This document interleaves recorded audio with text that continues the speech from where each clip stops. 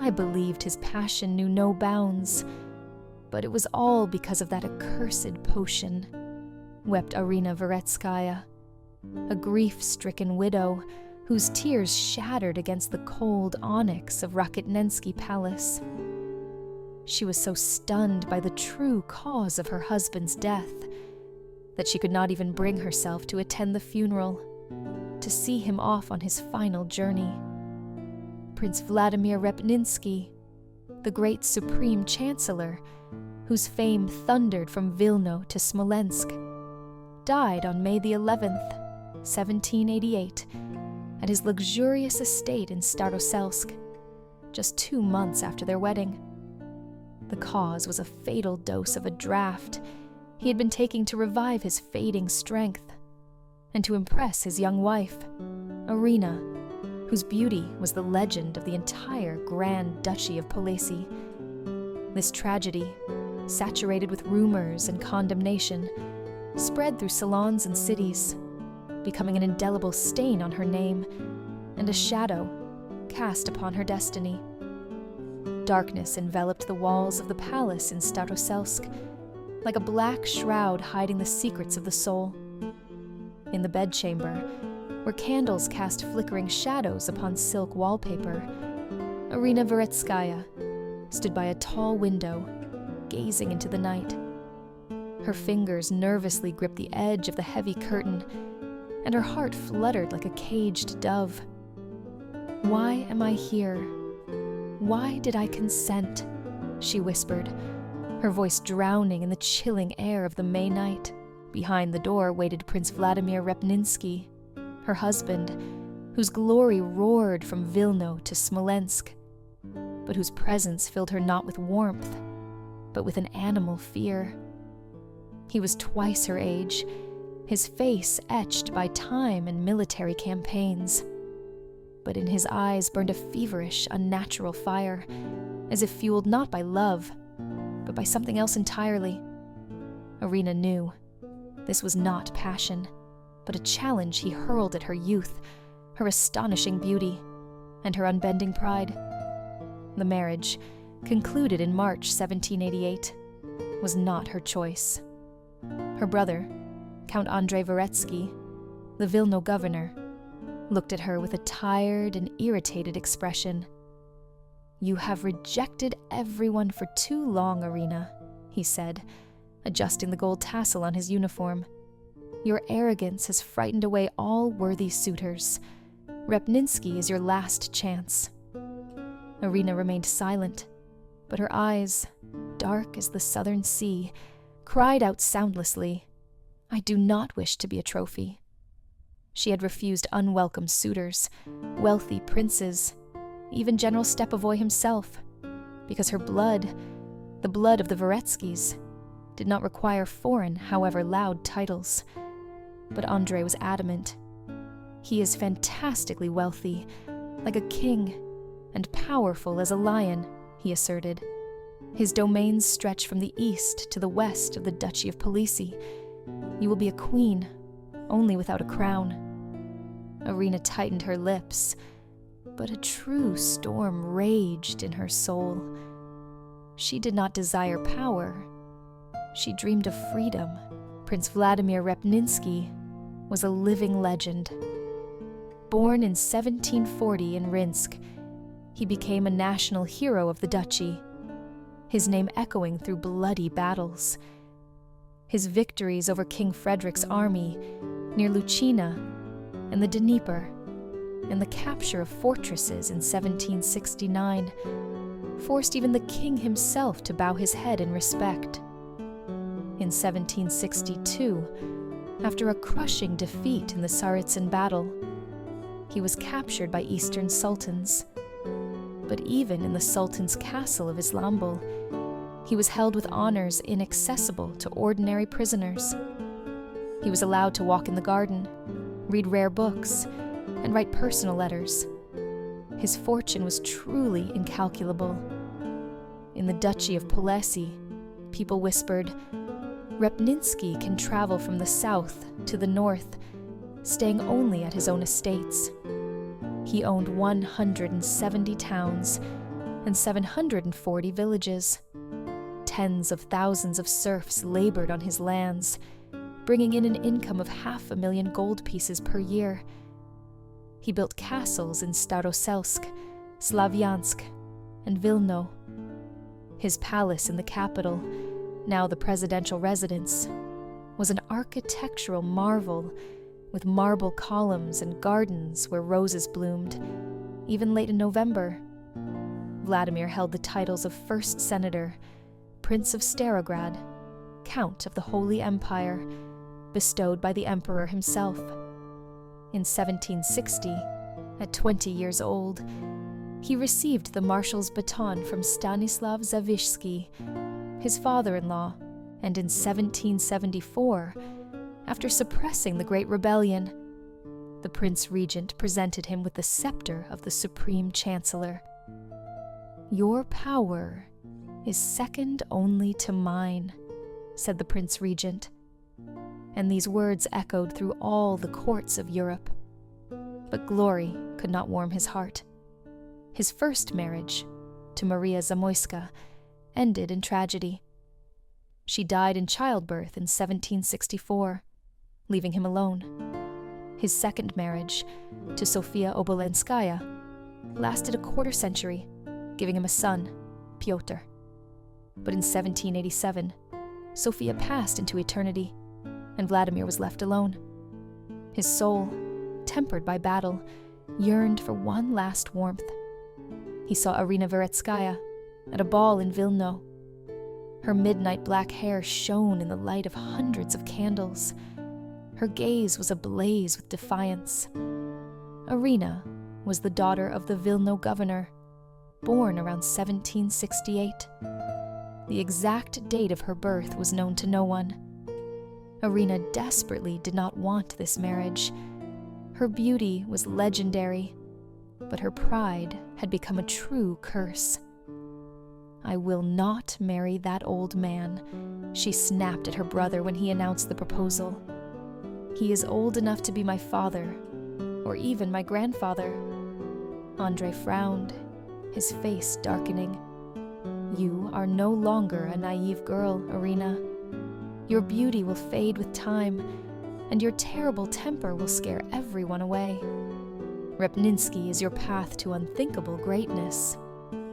"Greatness," she whispered, looking in the mirror, "but I do not want it." She submitted in silence, but her fingers gripped the cross on her slender neck, and in her heart, pride and animal fear wrestled.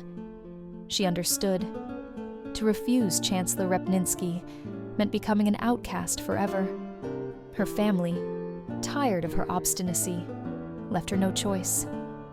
In March 1788, in the palace of Konstantin Pototsky in Vilno, she became Vladimir's wife. Her wedding dress, embroidered with silver, sparkled blindingly, but her eyes were cold, like distant winter ice. "I am yours," she whispered, standing before the altar, "but my heart will never belong to you." In Staroselsk, at the Chancellor's residence, their tragic honeymoon began. The palace, surrounded by mighty walls like a fortress, was filled with unimaginable luxury: marble galleries, tapestries depicting battle scenes, tables groaning under exquisite delicacies. She tried to smile, as she was told, but her soul was contracting with anguish. "If I endure this," she thought, "maybe I can find some meaning in it." The candlelight in Rakitnensky Palace trembled, like a heart about to stop. Irina Veretskaya sat at the dressing table. Her fingers slowly brushed her dark, thick curls, but her eyes stared into the icy void. Outside the window, the March wind moaned, as if sensing a terrible calamity.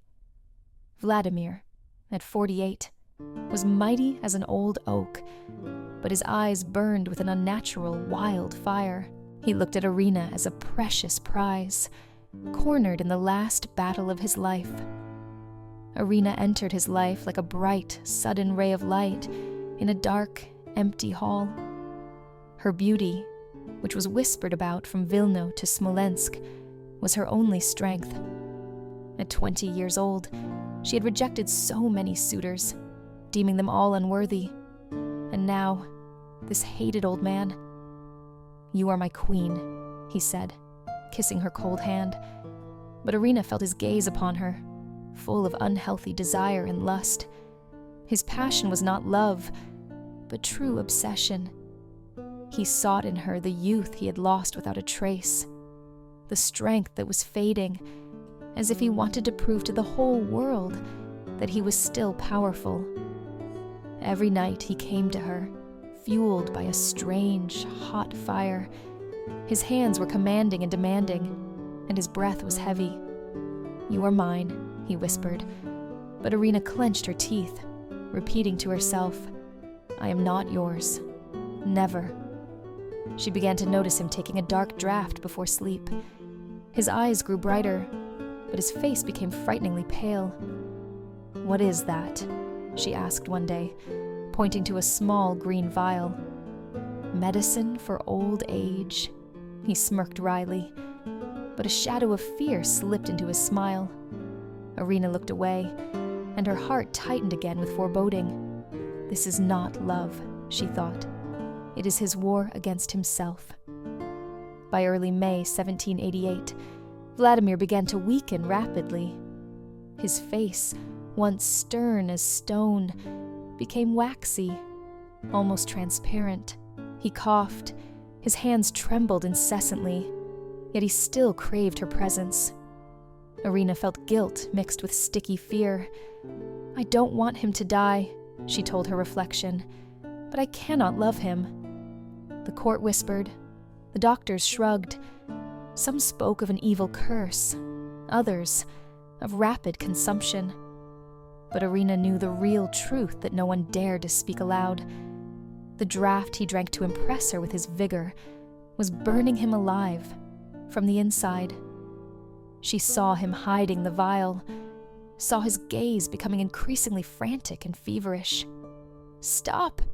You are killing yourself," she wanted to cry, but her voice was choked by her pride, her fear, and her loneliness. On May the 11th, 1788, 2 months after the wedding, Vladimir died in his bedchamber in Staroselsk.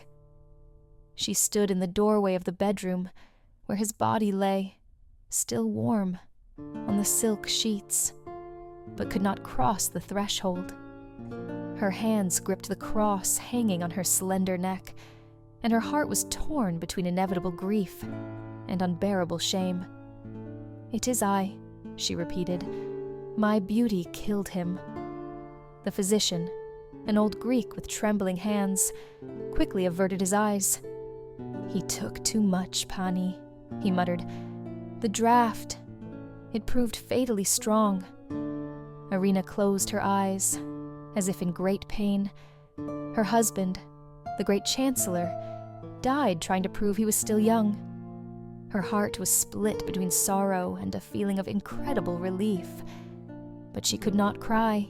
She was utterly alone in a strange palace, under gazes that were already beginning to openly accuse her.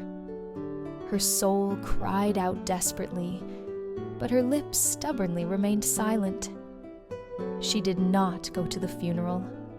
Thousands of soldiers, friends, and relatives gathered in the Staroselsk Cathedral, but Irina stayed in her chambers, unable to bear the looks that already branded her a murderess.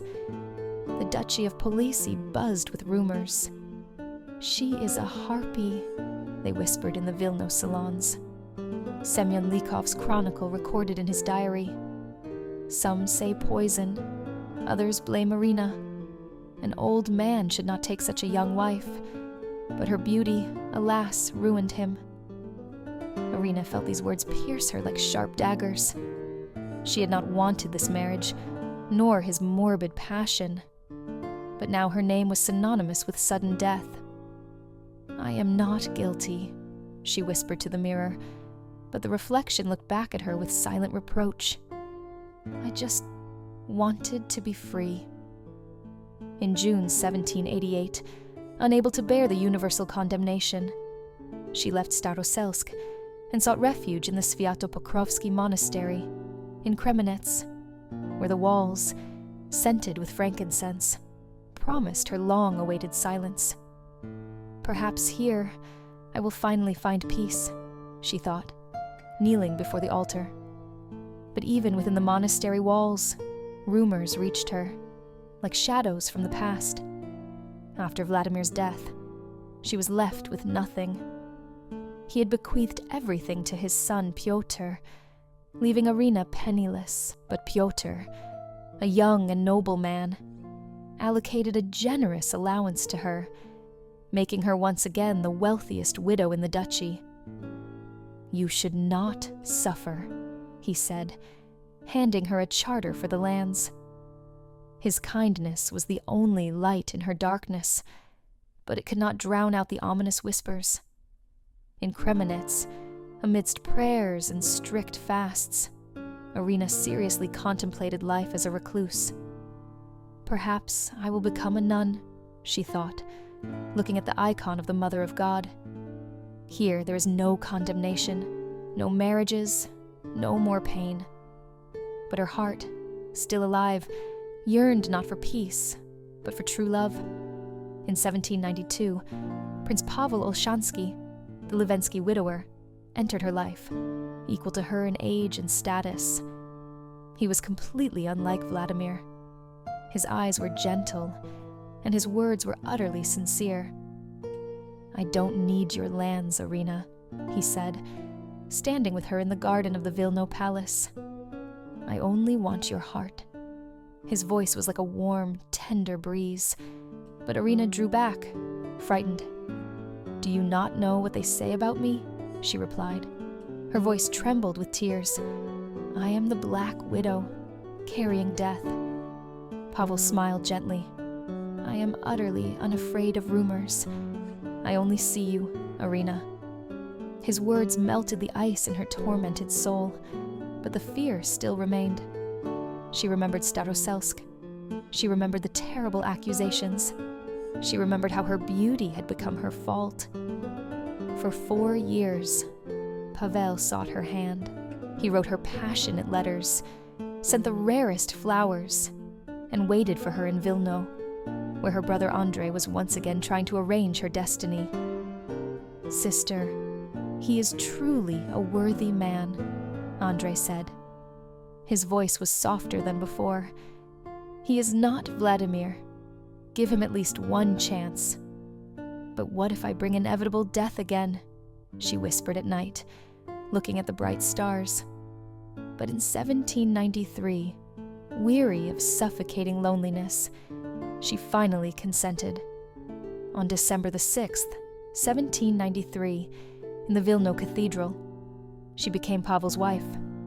Her dress was simple, without silver or gold, but her heart beat with hope. Perhaps this is love, she thought, looking at his radiant smile. But cruel fate mocked her bitterly.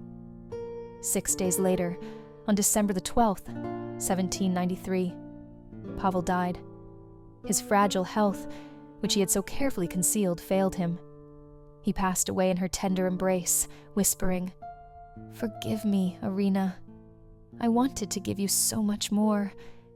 She did not weep, but her soul shattered into a million pieces. The Duchy of Polisi once again hummed with gossip.